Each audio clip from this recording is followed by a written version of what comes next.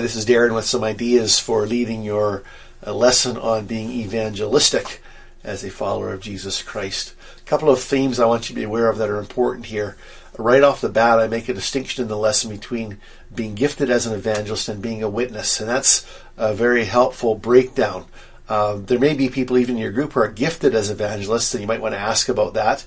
And also ask people to share about the opportunities they have to be witnesses or to actually bring people across the line. I want you to be aware of the residual guilt a lot of people feel in this area. And we don't want to unload the call or the impetus for evangelism. We don't want people to carry a false guilt because they're not gifted as evangelists and they are witnesses instead and have never been equipped. So there's some questions around that area.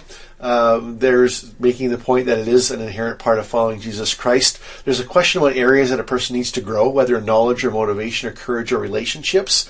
And I'd like to know the outcome of that if there's one or more of those things that a lot of people identified. You have a chance to spend some time in Luke 15. You can spend as much time as you want there. But really I wanted you to focus on the first two verses, the reason Jesus told the parable. Really to point out the need for relationship with those who are far from God as a part of reaching them. Some verses about God's heart towards people, just to recognize He is on our side, that the one with all authority, Jesus, is with us as we go seek to be witnesses and make disciples.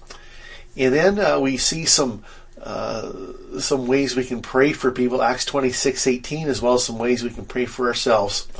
And just prior to that, the whole idea of the need for holiness in the whole area of evangelism, Matthew chapter 5 and Psalm 51. Very interesting in Psalm 51, well-known passage, but we often don't pay attention to verse 13 there that really highlights that the result of this cleansing is the ability to bring people into relationship with God.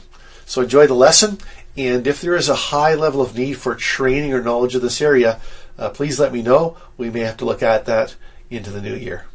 Have fun.